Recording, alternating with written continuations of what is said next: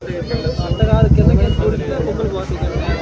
ఆడవాళ్ళ చేతిలో ఉన్న 2 గంటలని ఒకటి మీ చేతిలో పెట్టుకోండి. ఆడవాళ్ళ చేతిలో అక్షంతలు ఉంటాయి, అక్షంతలు ఇలా పట్టుకోండి. ఆడవాళ్ళ చేతిలో మీ కంకణం ఉంటుంది, ఒక కంకణాన్ని ఇలా తీయండి. అలా తీయాలి. తీసి మీ శ్రీవారు ఎవరైతే ఉంటారో ఆ శ్రీవారి కుడి చేతికి శ్రీరామాని మంత్రాన్ని చెప్తూ కంకణాన్ని కట్టండి. ఒకటి పీఠముడి, రెండవది జారుముడిగా వేసుకోవాలి. ఓకేనా?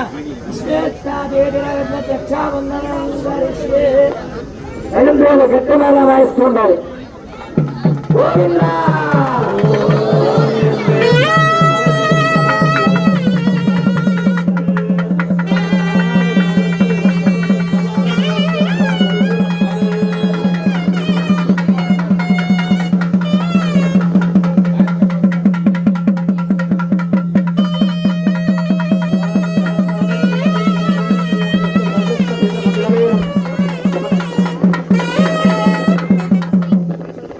ఇప్పుడు ఆ అక్షంతల్ని ఆడవాళ్ళ కుర్చీ చేతికి ఇవ్వండి. మగవాళ్ళ కుర్చీ దగ్గర ఉన్న అక్షంతల్ని ఆడవాళ్ళ కుర్చీ చేతికి ఇవ్వండి. వాళ్ళు అరచేతిలో వేసుకోండి.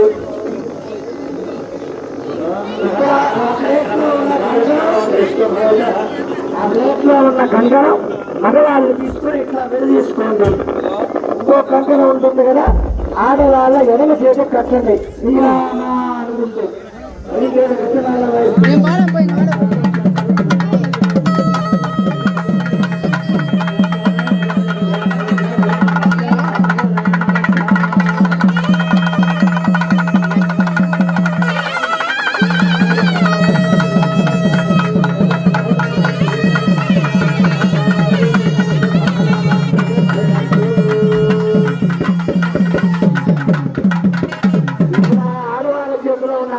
కుర్చీలో తీసుకొని ఈ కంకణం కట్టండి. మీ భర్త చేతికి ఇవ్వండి.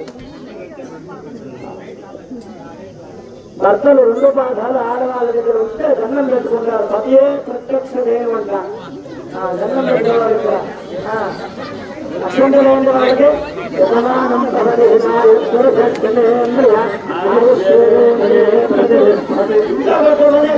పెట్టాలమ్మా.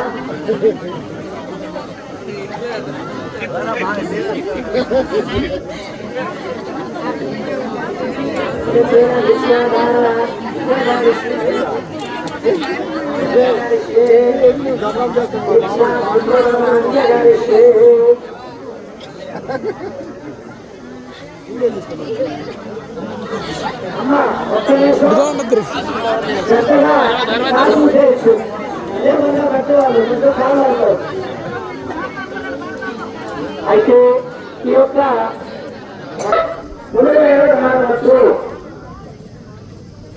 ఏమైనా జీవులు మన ఇండియాలకు 80 జీవాలకు పనులైనా సరే కాకపోతే వీళ్ళు ఏ సందర్భంలో కూడా కాకూడదు. వీళ్ళు ఈ 3వ రోజు ఉదయం సాయంత్రం అందరూ కూడా యాజనాల్లో హోమాలు కార్యక్రమాల్లో పాల్గొంటారు. వీళ్ళ విగ్రహాలు ధాన్యాలు సంశయ కార్యక్రమాలన్నీ కూడా చేయించడం జరుగుతుంది. కాబట్టి ఈ గ్రామస్తులు వేరే గణాలు పెట్టడానికి ఈరోజు సాయంత్రం గణాలు పెట్టడం జరుగుతుంది. రేపు ఉదయం గణాలు పెట్టడం జరుగుతుంది. రేపు సాయంత్రం గణాలు పెట్టడం జరుగుతుంది. కాబట్టి మీరు అవకాశంగా ఉన్నట్టు రామ కార్యక్రమంలో పాల్గొన్నారు.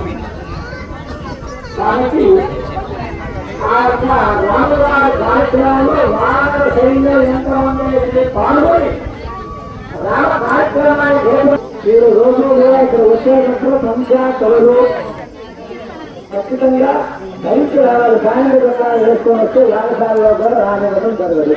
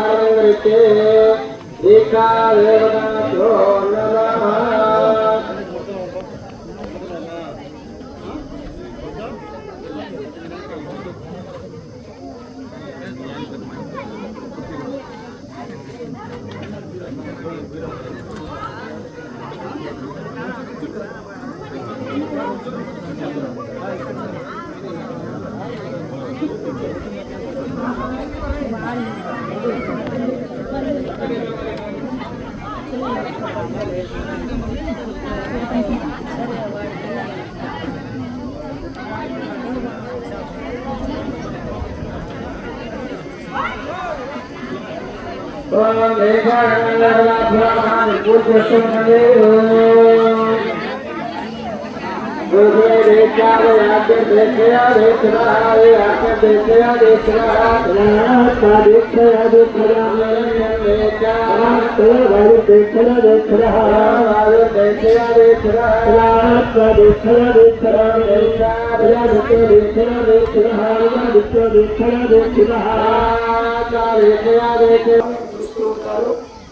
ఆయన నసవారోపేత వాస్తువులు లాగా ఈ యొక్క యాగాన్ని అంతా కూడా సంరక్షించడానికి మన యొక్క గ్రామానికి విశేషాలు నసవారోపేత వాస్తువులు ఆయన బాలాజీ సింహగారిని చెప్పి ఈయన ప్రతిష్టాచారులు కొన్ని వేల ప్రతిష్టలు చేసినటువంటి వేదంలో మూలమంతా కూడా పూర్తయి ప్రతిష్టాంతో బాగా చేయించడానికి మనకి ఆయన జొన్నాగట్ట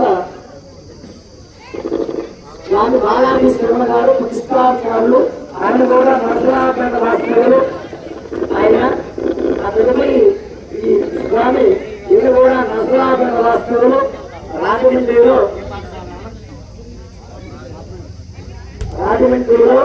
రాజమండ్రి పాఠశాలలో 7వ సంవత్సరములో భారత విద్యను అభ్యసించడం ఈయన ఈ యొక్క హోమాలన్నీ కూడా చేసి అభిషేకాలు చేసినటువంటి బాధ్యత ఆ స్వామి చేతి మనందరూ కూడా అప్పగిస్తున్నాను.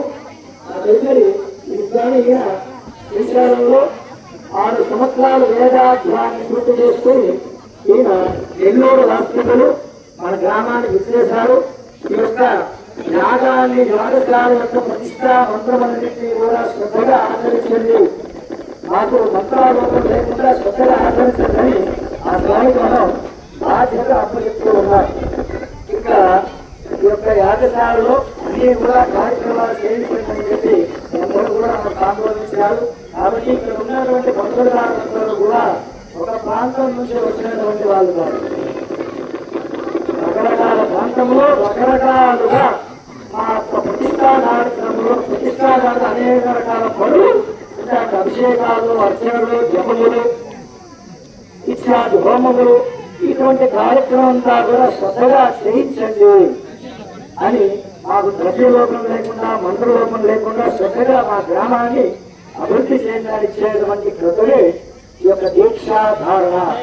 ఈ ప్రయాణిక దీక్షగా అంటే 3 రోజుల దీక్షగా శ్రద్ధగా ఆచరించయ్యా అని చెప్పి ఇక్కడ దీక్షాధారణ చేస్తూ ఉన్నారు. కాబట్టి ఇప్పుడు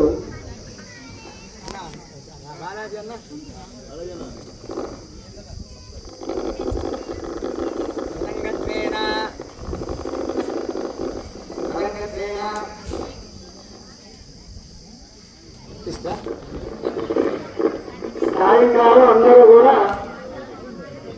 4 గంటలకల్లా ఇక్కడికి రావాలి. అందరూ కూడా 4 గంటలకల్లా మీ యొక్క పనులన్నీ కూడా పూర్తి చేసుకొని 4 గంటలకల్లా మీరందరూ రావాలి. మన ఊరిలో ఎక్కడైతే ఎక్కడగా మీరందరూ కూడా నాగల చేతికి పుట్టలో పాలు పోస్తూ ఉంటారు. ఇంకా ఇక్కడ పుట్ట మీద ఉందా లేదు.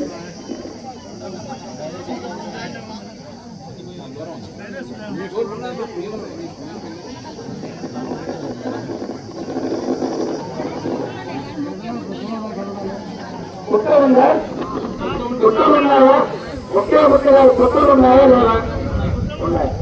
ఎక్కడైతే దగ్గరగా ఉంటుందో ఆ పుట్ట దగ్గరికి వెళ్ళి మనమందరం కూడా ఆ పుట్టకి పూజ చేసుకొని ఆ పుట్టలో ఉన్నటువంటి మన్నును మనం తీసుకొచ్చుకోవాలి. మన్ను అంటే మట్టి. ఆ మన్నును తీసుకొని వచ్చి అంకురారోపణ కార్యక్రమాన్ని చేస్తూ ఉండాలి. కాబట్టి మీరందరూ కూడా ఈ యొక్క కార్యక్రమాలన్నీ కూడా పూర్తి చేసుకుని 4 గంటల ఇదే దేవస్థానానికి ఇక్కడ విచ్చేసి ఆ పుట్ట ఒక్కరూ పూజ చేసుకుని మీరు చెప్పిన టెంకాయలన్నీ కూడా ఆ దేవస్థానంలో జాగ్రత్తగా పెట్టుకోండి. దేవస్థానంలో జాగ్రత్తగా పెట్టుకొని ఆ పుట్ట దగ్గరికి వెళ్ళేటప్పుడు మీరందరూ వచ్చేటప్పుడు మీకు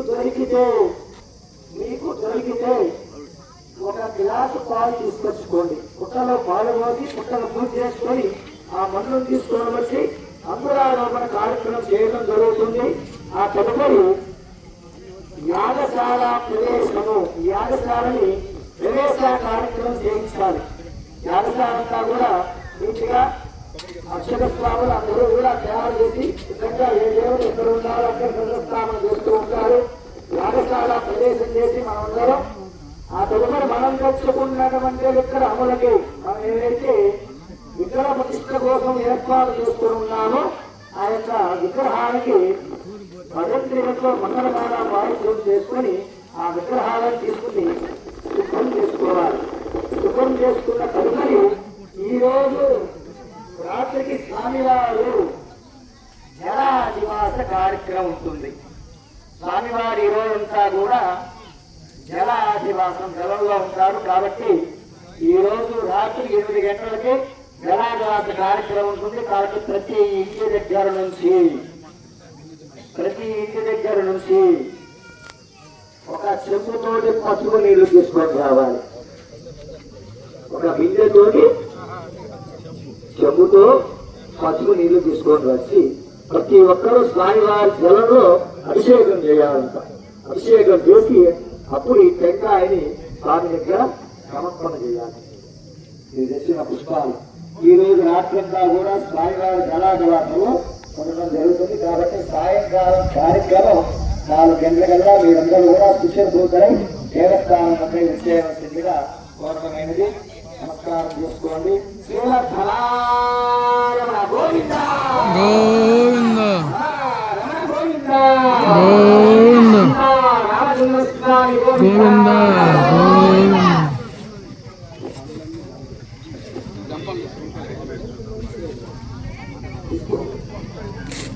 మీరందరూ కూడా టెంకాయలు ఒక దాంట్లో పండ్లు ఒక దాంట్లో వేసి నమస్కారం చేసుకోవాలి. ఇక్కడ